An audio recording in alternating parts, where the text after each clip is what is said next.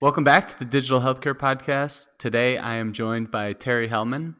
Terrie, thanks so much for being here. I really appreciate it. My pleasure. Thank you for having me. So, Terrie, you're an entrepreneur. You do a lot of venture capital and mentoring. I want to go back. When did you first get the entrepreneurial bug, and did you ever work in a corporate environment? So I actually probably got the entrepreneurial bug when I was about 10.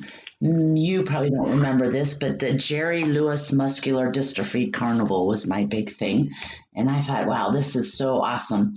But from there, I went into nursing and became a registered nurse, worked at Children's in Cincinnati. But I just didn't feel I enjoyed it, but it wasn't answering that passion. I wasn't feeling the passion. So that's how I then embarked on becoming a serial entrepreneur and avoided the corporate. I worked for many, many years with Roche as a consultant, their national consultant, and did that with many large Fortune 100 companies, but have never worked day in and day out as a corporate employee. No, avoided that. So, did you always just know inherently? I mean, you mentioned muscular dystrophy. Was healthcare always something you had an interest in? Yes, I always wanted to help people. Yes.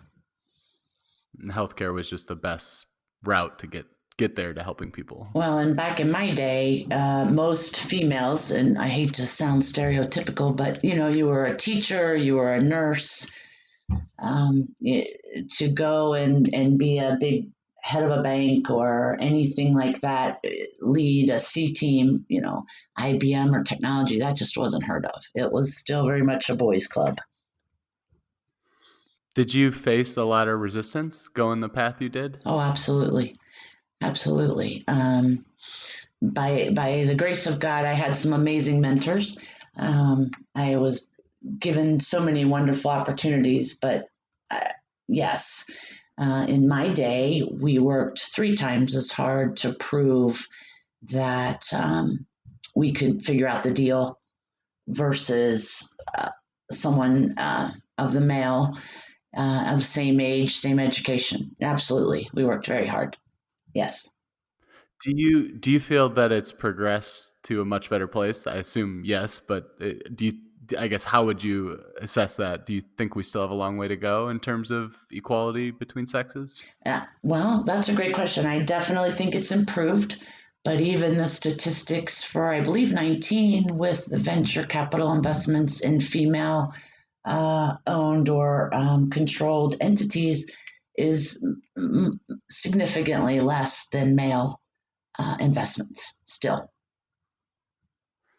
Well, good. Well, let's definitely use this opportunity. Well, first, you should be really proud of getting to the place where you are, because you're obviously super successful. And behind the scenes, we had a hammering incident, so I've gotten the chance to get to know you for the last half hour, and you have a wealth of knowledge and experience. So let's use this opportunity to really shine a light, because I know I've talked with a few other women entrepreneurs, and the thing that keeps coming up is just having an example to be a guiding light. So I think it's great to be able to tell your story and put it in your own words. So if there's any other females listening, they can follow a similar path or find their own path. Sure, absolutely.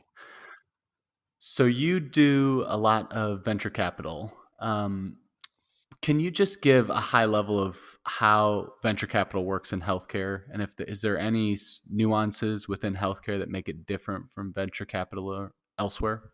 I think that the best way to describe my view of venture capital, say, versus private equity or even angel investors, right? So your angel investor generally comes in pre-revenue, early seed. Venture capital comes in, well, they can come at any point, but it's seed all the way up to series A, B, C, D. Private equity is in my world, now this isn't across all because you've got independent sponsors and all these other solutions, but private equity generally comes in and takes a controlling interest position. And one of the other pieces that have come to this equation in the last 5 years are family offices. And so, as an entrepreneur, if you're looking at which way's best, you want to look at the timing. You want to look at how quickly you're growing, because private equity overall has the shortest attention span, we like to call it.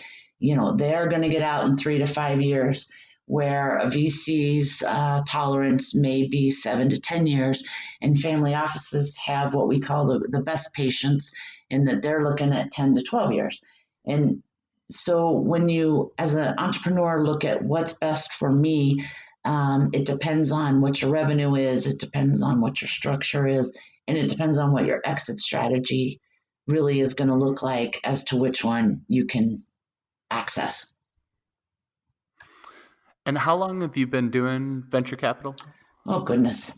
A long time. I don't know that I have an Okay, exact date. that's fair. Yeah, a long time. Has it evolved and changed, or is I assume the structure's largely the same, but maybe the nuances of what you're focusing on are different? Well, that's a great question. So, venture capital back 10, 15 years ago, we didn't have sauces, right? And so, if you look at a company and it's getting started, for it to start to reach some of the levels where a venture capitalist might be interested, it may take 10, 15 years to build that business. Or it's a roll up where they've brought in capital and they've made a bigger company out of a bunch of small companies. But then when technology started to really kick in and people started to see the scalability of SaaSes, venture capital definitely became, in my opinion, much more active, and had to adjust dramatically to the different, we can call them OKRs or KPIs, because it was a totally different way of investing as opposed to 15, 20 years ago.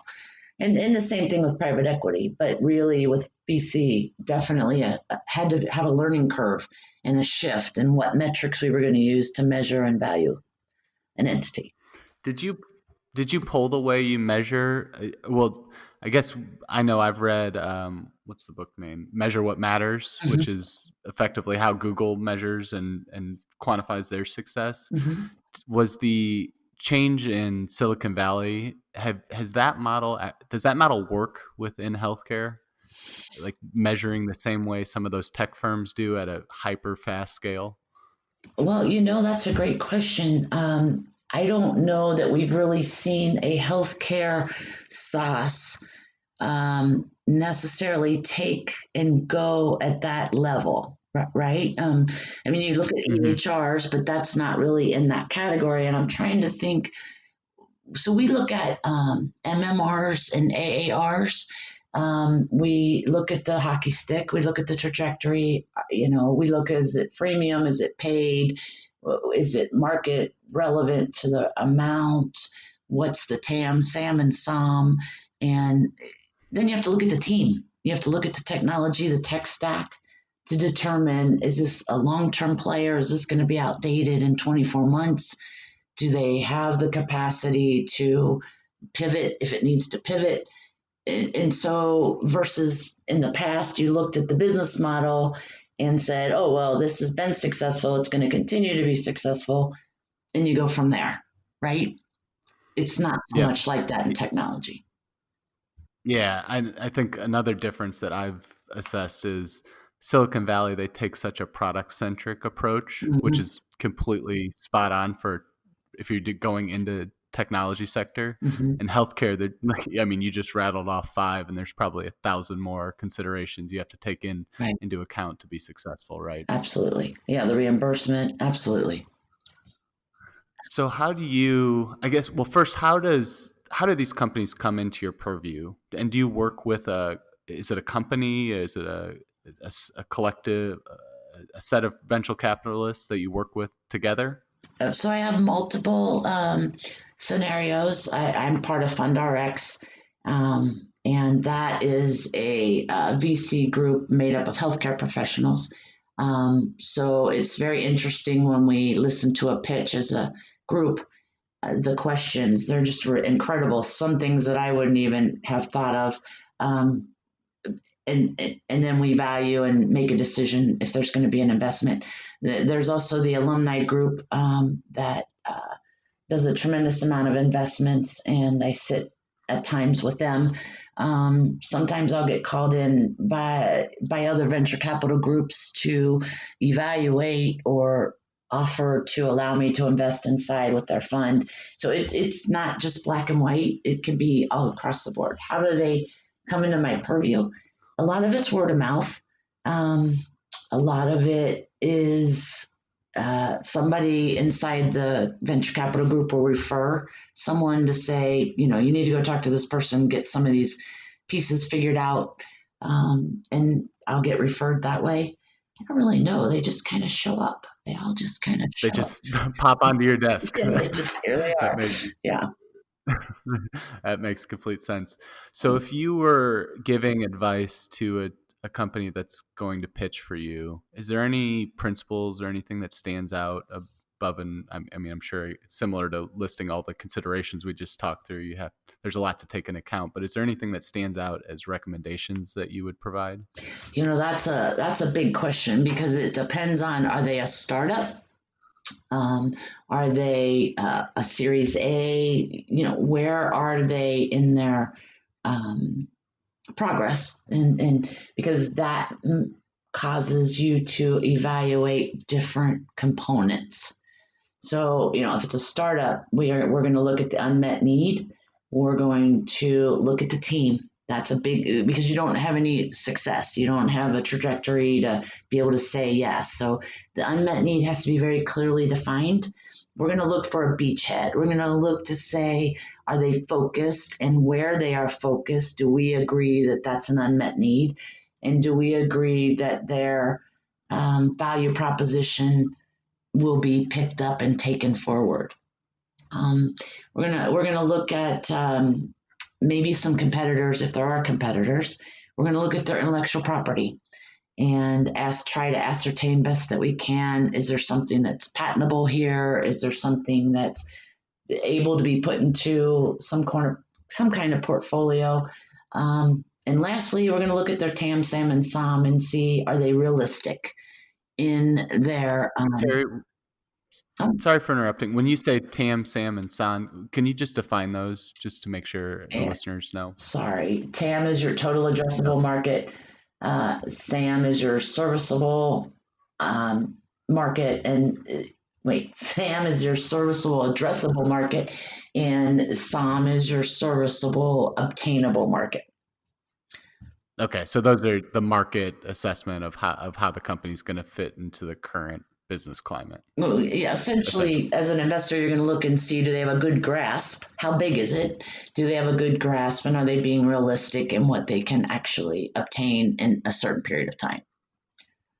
Now, I know there's a lot of Perfect. VCs that don't like TAM, SAM, and SOM anymore. Um, I still do. I do. I like them. Well, let me ask you another loaded question. That last question was completely loaded, and I knew it was going to be it depends, but let me try one more. So, are there any specific characteristics that jump out of companies that you have funded or would consider funding? Um, the unmet need, the technology, and the team. Those are probably the top Okay. three. Yeah. Have they really nailed an Do you unmet need? I'm sorry. do you find almost every company you're assessing or investing in has a technology component now? Oh, absolutely. You know, back Okay. in the day when I did all my startups, we didn't have to have $1 million just to build an infrastructure, right? You could use the fax machine and a yellow legal pad, and off you went. But today, you know, and there's lots of opportunities to outsource with AWS and all the other cloud solutions, but you still have an investment to make, minimal, if nothing more, into your prototype and your minimally viable product that you know, it's a nice piece of change unless you can write it yourself. And that's a big commitment for a lot of people. So Yep. absolutely. Yeah. That's the understatement of Right, the podcast so far. right. Um, so how do you take stepping back from assessing individual companies? How much do you incorporate the macro climate of healthcare, and how would you assess that in the current state today? So the new administration, in my personal opinion, has opened up the floodgates, but I think in many ways there were technologies being well, I know they were developed, etc., but were being hampered by some of the regulation and the lack of flexibility and reimbursement. And so, with that opening here in the last 2 to 3 years, um, there's been a flood of new products to the marketplace. I think that one of the concerns I have relative to that is the vast amount of APIs that are being created on a daily basis and the lack of um, solid cyber security technologies so that we can protect privacy and sensitive information. So I'm excited about the economic platforms. I'm excited about the economies of scale that are going to be able to be obtained, but I am concerned as to the dark web and taking advantage of this massive innovation. Sure, and that's the reason we want to move somewhat slow so we can take all those considerations. Do you feel like the innovation is happening too quickly? Yeah. So, Does that sound crazy to say? yeah. So it was a painful process the last 10 years or whatever from '09.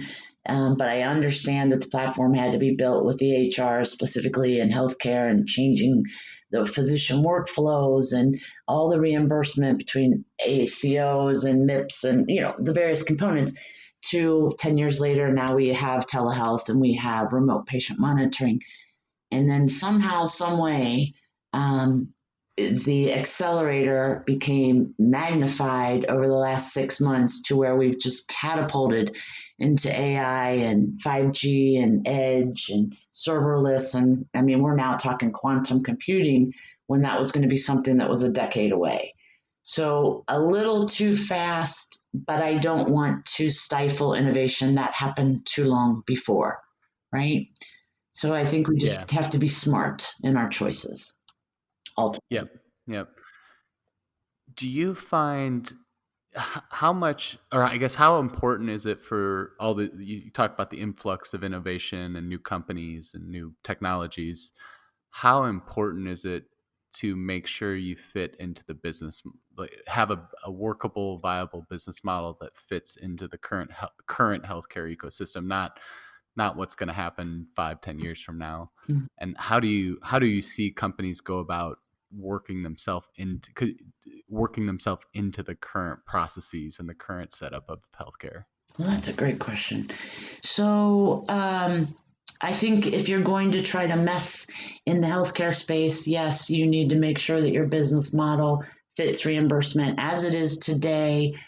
If your product's going to be launched in the next 12 months, and fits it today, but is yet flexible enough to adapt to any changes. I've seen a lot of people, a lot of groups have come to me to look for funding or guidance, and everybody wants to jump into the healthcare space because we got the silver tsunami or the boomers that are coming, and they bring a lot of expertise, whether it's broadband or whatever that is, but clueless as it relates to the complexity and the regulations that come in our healthcare space.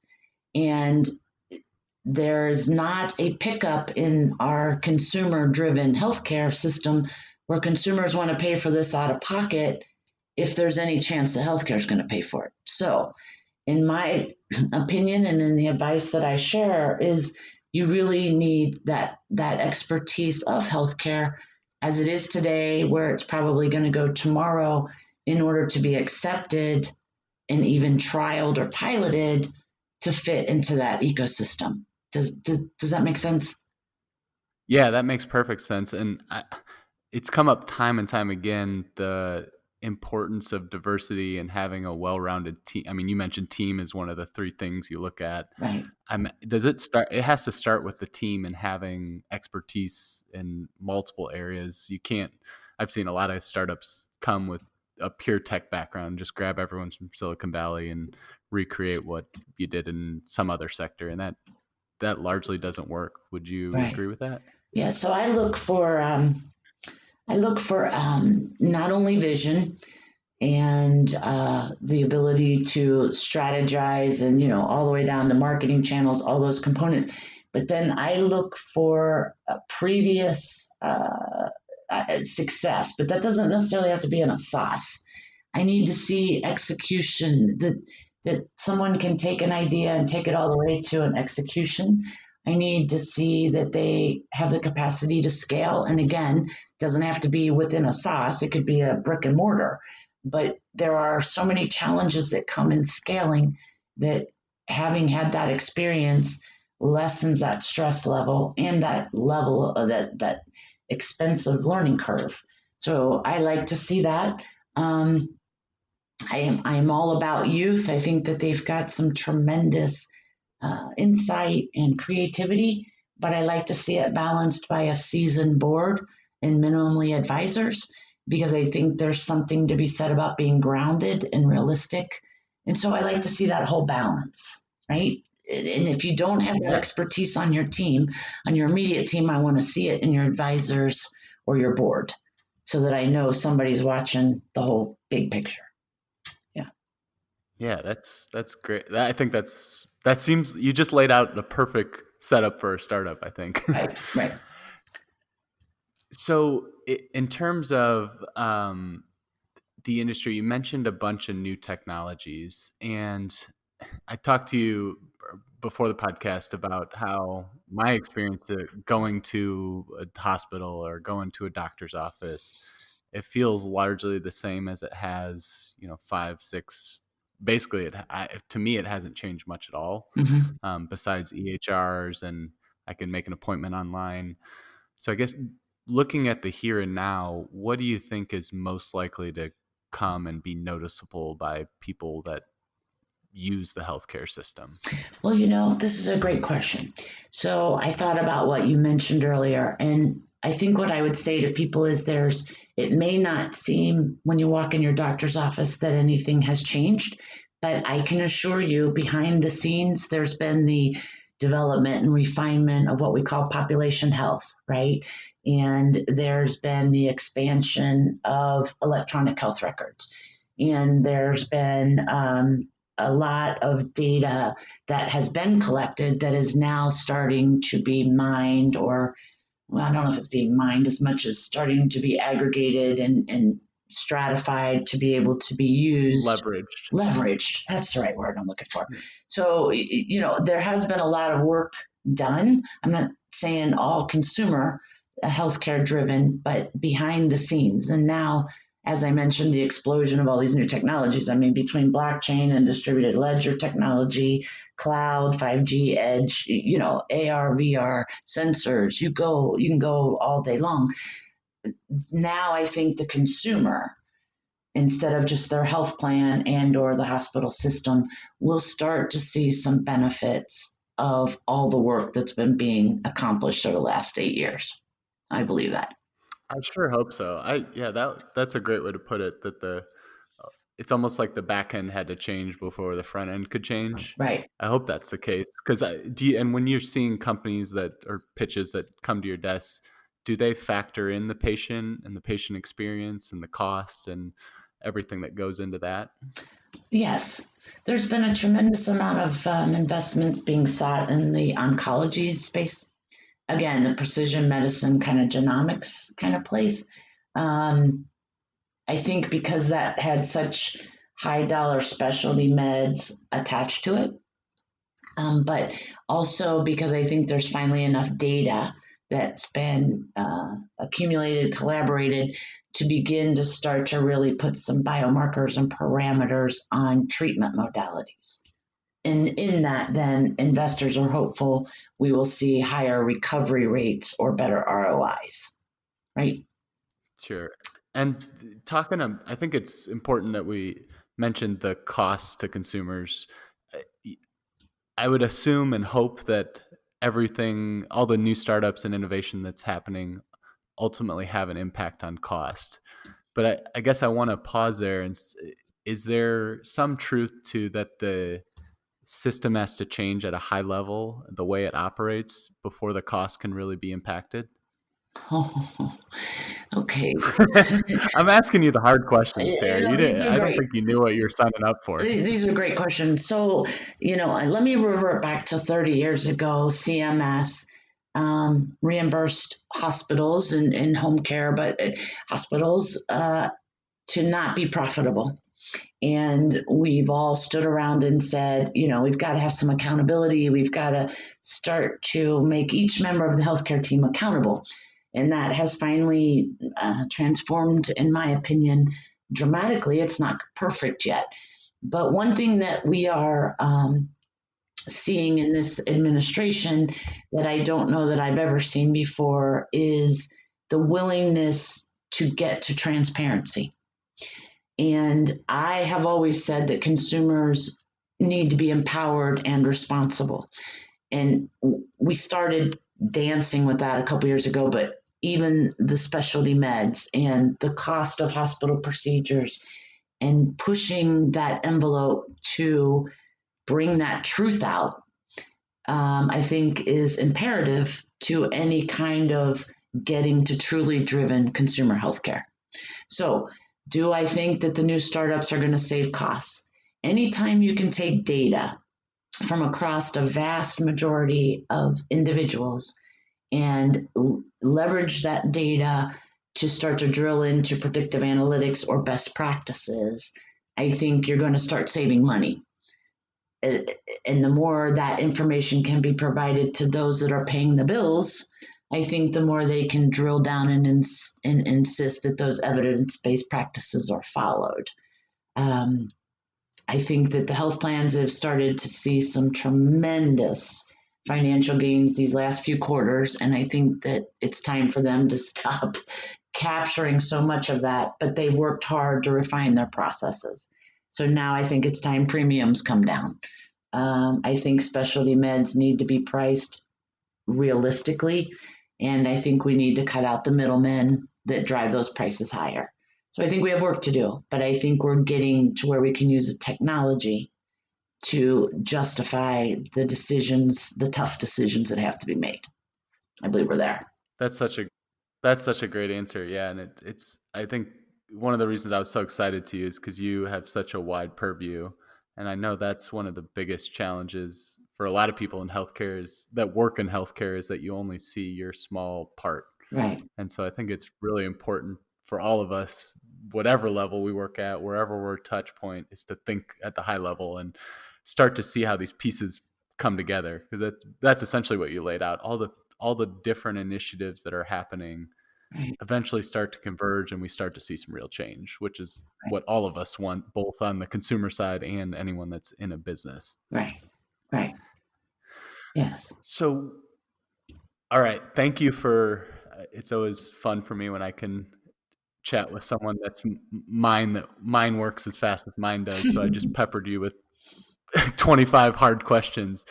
Slowing down a bit, I want to touch on you a little bit more about how did you, so you were a nurse and then decided to jump into the entrepreneurial realm. What skills did you build early on that helped you the most? Oh, Is there anything that stands out? I wish I could take credit for something like that. I found myself getting these visions, right? And people laugh, but in the shower, it never failed. And I would be working in, some component of the industry, and I would literally hear this voice say to me, "You need to go do this," and I'd be like, "Oh my gosh, that makes perfect sense," right? But I was always 10 years ahead of my time. Truth be told, I was way out there. And I went and did it, and they were successful. I mean, I've had my failures, my successes, but I was always going so fast. that I think I finally learned I needed to slow down just a little bit because my mind worked so fast, or I saw things before everyone else. I think it became a timing and really stepping back and saying, is this the right time, or is something better coming? Are we better served to hold on 2 or 3 years? And so patience was a big one. Um, the persistence, or, I mean, you're going to do 100 hours a week. Yeah. And if it's your passion, it never seemed like work. I couldn't learn enough. I couldn't read enough. I couldn't observe enough. I couldn't study enough. I couldn't ask enough questions. And so, in that, it was that constant state of learning that propelled me into the next level, or the next level, or the next level. I wouldn't want to be my age today and not have stayed up to speed on all these different aspects, social determinants of health, or any of these other components, because it's too hard to try to catch up at this point. Um, this is a whole new Yeah, world. that's not a surprising answer. Right, Yeah, right. that's And not a so, surprising answer because in my research, oh, go ahead. no, I mean, just consistent learning was probably the best skill I ever learned. And to listen, and to listen, not to hear what I wanted to hear for the response, but to truly hear what my consumer or the marketplace was saying. Because in many ways, they'll help you pivot for success versus failure. Yeah. Yeah, and I it's not a surprising answer at all because in my research, when I was poking around to get a feel for what you'd done in your career, I'll pull this from your LinkedIn profile, but I'll remove the number of years because you said that was outdated. But you said committed the past number of years of my career to pushing myself to gain knowledge and experience, and that I wanted to highlight that explicit phrase because the word committed. I think that's such an important point to highlight. It because I know a lot of people, or me personally, I've gotten to these points where I think it's just going to naturally happen through my job that Mm. I'm going to learn. But I think it takes a real commitment to say, to either have a goal of what you want to learn or just to try to stay connected with what's happening. And it just doesn't happen by itself, right? Yeah. So back in '09, I happened upon Intel, and at that point, they had just done a joint venture with GE for the remote patient monitoring. And I quickly realized Dr. Blatt was their medical director, an amazing man, but I realized right then and there that I either had to start learning a whole lot about technology or it was going to be over. And then we also had the previous administration starting to make some changes in what I consider the beginnings of healthcare transformation. And I'm like, oh my gosh, I had the opportunity numerous times to get into informatics and I didn't do it. And I thought, I need to make this commitment to be ready for the next level or be left behind. I mean, in my opinion, that was the choice. So I took some time to give back to the community, and I spent a couple years with Mother Teresa Sisters and working with the homeless, which taught me more about social determinants of health than I ever thought possible. But it also taught me a lot about myself, and it taught me a lot about what it's like to need to access healthcare and not have the financial resources to do that, which was very important, and how much more that technology and the reach out of those various new innovations could make a difference in access of healthcare. So anyway, but I guess at the end of the day, I made the commitment that I wanted to be able to go to the next level. And I make that commitment every day. I focus every day on learning more. Every day. Yeah, it's funny you mentioned that because I had a similar experience. I volunteered at hospice, Mm, and yeah, it was such an enlightening experience for me because it's one thing to read about patients having symptoms or right, patients experiencing difficulties getting transportation to the hospital, right, um, but seeing it's completely different experience, and it's so enlightening, and it gave me so much motivation to do my job a whole lot better, and right. it opened my eyes to say, I, we need to I need to action learning and development now, because people need this now. There's always people out there in the healthcare system that need it. Right. And I think that's one of the things as a, angel, VC, whatever, that is different than it used to be. And is that when you look at an idea today of someone who's worked very hard to get, even just a prototype ready, you have to step back. And like I mentioned, you got to look at their technology and is it poised for scalability and is it poised for the future? Are we looking at a tear down and a rebuild? And that's the difference. What is a problem today isn't going to be the same problem 18 months from now or 24 months from now. And so when someone goes and tries to identify the need for today, they got to take it one step further, which we didn't have to do back in the old days. We didn't have to take it to that next level and figure out what it was going to look like because it would have just evolved. Where with technology today, it's not necessarily going to evolve. It could completely be eradicated, right? It could be gone. And so trying to figure out where is it today versus where it's going to be. When I first started back with Intel and those guys 10 years ago, I felt like I lived in two different worlds. I had one foot in the, technology, this is the future, and I could see it as clear as can be. And then I'd have my other foot over here with my managed care, Medicare Advantage friends who were in leadership roles, and I considered very much visionaries. And I'm telling them what's coming, and they're looking at me like I'm speaking a foreign language. And it was this horrible place of, but this is really, and they're going, yeah, maybe someday. And I'm going, but really, but today that's not the way it is. Now people are much more open to innovation and yes, this possibility exists. And so that's the great part. But you got to look beyond that need right this minute and what's it going to look like in 18 months? That becomes imperative. When you talk about time, and I'm getting to know you a little bit, and it seems like you don't pause often, but the couple times you give yourself a chance to pause and look back and reflect, the companies you've funded, the experiences you've had, do you look back and wonder and just in awe at the change that's happened and the impact you've had? Oh, wow. I've had a great life. I've had some wonderful experiences, wonderful opportunities, and I'm very grateful for all of those. I'm envious of people that are younger than I am now with all the technology and the capacity to roll out a global product, right? Boy, that would have been fun 20, 30 years ago. But it doesn't mean it can't still happen, but it is an exciting time, in my opinion, to be involved in the business world as well as healthcare and to be able to bring a positive impact to masses. We didn't have that, just recently has that been something that's even a viable option. So I think it's a very exciting time, very exciting.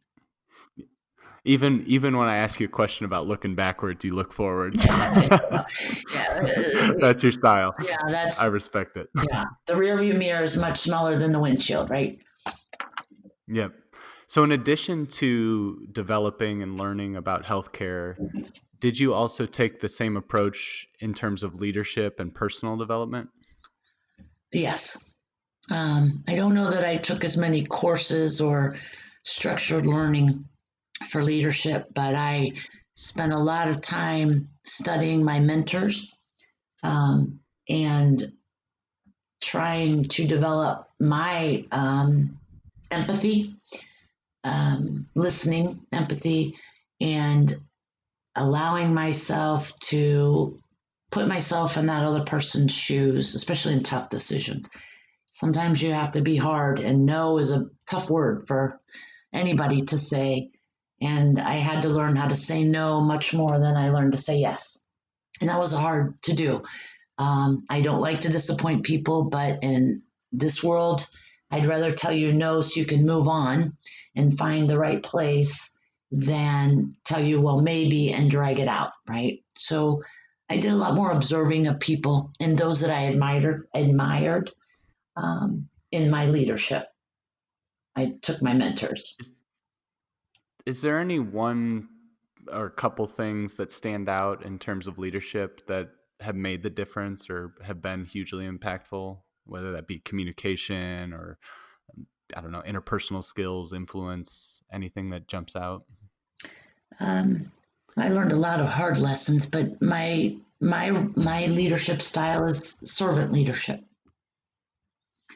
and I will stick with that forever. I think it's the only way to truly have success. I like to surround myself with people that are oh so much smarter than I am, and I like to listen to their insight and their input so that I have as much information as possible before I make a final decision. And I'm the first to admit I'm not perfect. I'm not going to always make the perfect decision, but I'm going to try to make the decision that's best for all parties involved every time. Might not be the easiest, but it'll be the one I think is best. That makes perfect sense. Is there last leadership question, is there any resource or any course or any sort of thing that you've used that has helped boost your leadership, whether that be a book or a video or anything along those lines? So I take little mini courses. I try to constantly, whether it's through Stanford or Wharton, whatever it is, just not necessarily master's or doctorate degree courses as much as just constant different approaches on how to communicate, whatever that is. Something that just says, "Oh, that sounds interesting. Let me try that." I try to do a pretty strict overview of my strengths and weaknesses on a quarterly basis, and I'm always open to how can I improve myself to make myself a better person for whatever role I'm trying to fit. So there's not one. I don't have one specific. Um, I love Warren Buffett. I think the world of Bill Gates, but I think that it's just a combination of, I think I could learn from that class. Let me take that class, or let me listen to this podcast, whatever it is that will make me stronger. Yeah. Yeah. Yeah, I've tried every single leadership course, and I've found none of them truly teach leadership, but they kind of get you to a place to be thinking about it, Uh-huh. which seems to be the entry point to making progress. Yes. Just thinking about it and assessing yourself and figuring out what you need to do differently. Right. Right. Wow. Well, this has been so great. I mean, we've talked for 42 minutes and you've covered just Well, a thank you. ridiculous amount of topics. Is there anything that stands out that we missed, or any kind of closing thoughts that you have? I think that it's to tell everyone to follow their dreams. Um, I know that sounds, um, I don't know, optimistic or I don't know. But I would just say that if you have the dream, then it's a possibility. And don't become overwhelmed by, oh my gosh, I don't know how to raise money, or I don't know how to do this or do that, because there's always people that will come along your path that will help you. And as long as you have a good heart and a real reason for doing it is to help people, you'll meet the right people along the way, and you'll make some mistakes, but you'll get back up and go again. And you always got to get back up on that horse. Don't quit. You got to get back up on the horse. Always. Well, I think that's a beautiful note to end on. My dog's barking its head off. I can say that. So if you hear that in the background, sorry about that. Thank you so much for your time, and I appreciate all the insight you've provided, both on the healthcare and leadership and everything in between. Thank you. If there's a entrepreneur or a company out there, is there a good way to get in touch with you? Sure. We can do the Terrie Hellman 1 at Gmail. So that's Terrie, Terrie, Hellman, Hellman 1, the numerical 1 at Gmail, or go to LinkedIn. That might be good too. Yeah. All right. Well, thanks so much. Appreciate the time, and Thank you. hopefully we can talk again soon. Okay. This was fun. Thank you. Thank you. Take care. Take care. Bye bye.